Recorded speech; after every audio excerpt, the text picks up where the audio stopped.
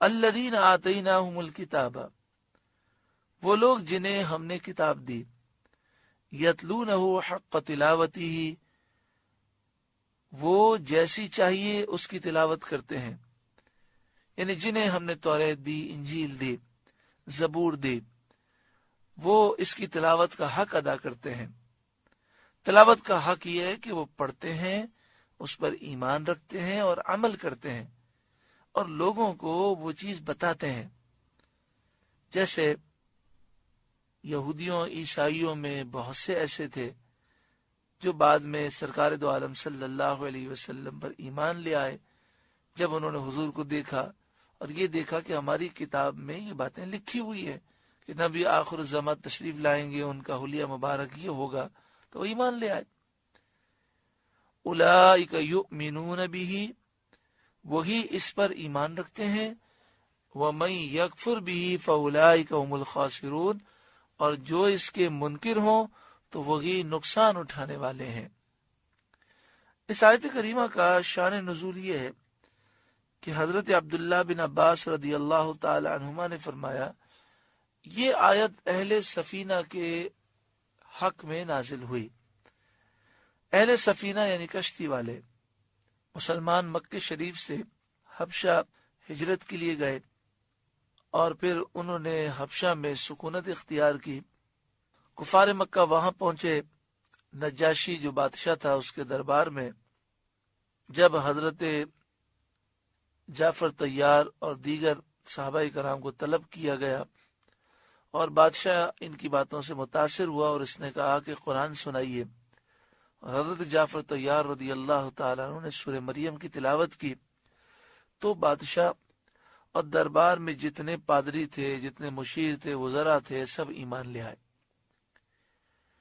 پھر بادشاہ نے ان پادریوں کو بھیجا جو اس وقت مجلس میں حاضر نہیں تھے اور ملک کے دوسرے کونوں میں تھے، تو ان کو حضرت جعفر طیار رضی اللہ تعالیٰ عنہ کے ساتھ سرکار دو عالم صلی اللہ علیہ وسلم کی بارگاہ میں بھیجا تاکہ ان کے دل میں نرم ہو اور یہ بھی ایمان لے آئے۔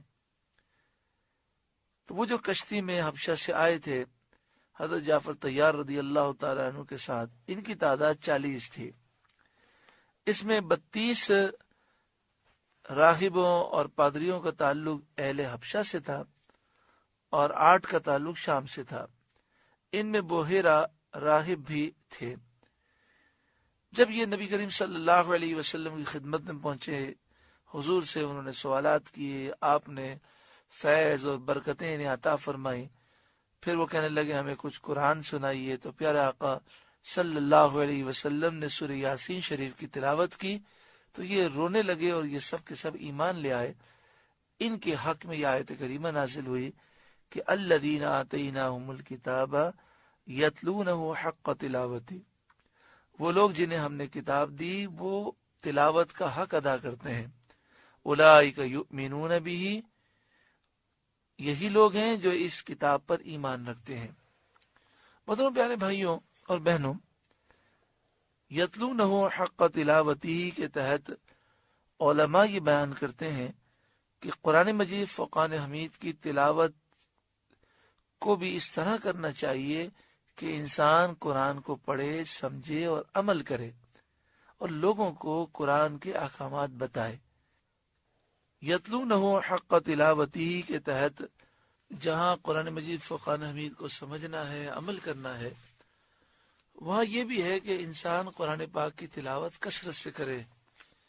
یہی صحابہ کرام کا طریقہ ہے، اور یہی نبی کریم صلی اللہ علیہ وآلہ وسلم کا طریقہ مبارک ہے۔ اور اس میں سب سے افضل یہ ہے کہ نماز کے اندر قرآن کی تلاوت کی جائے اور کثرت سے کی جائے۔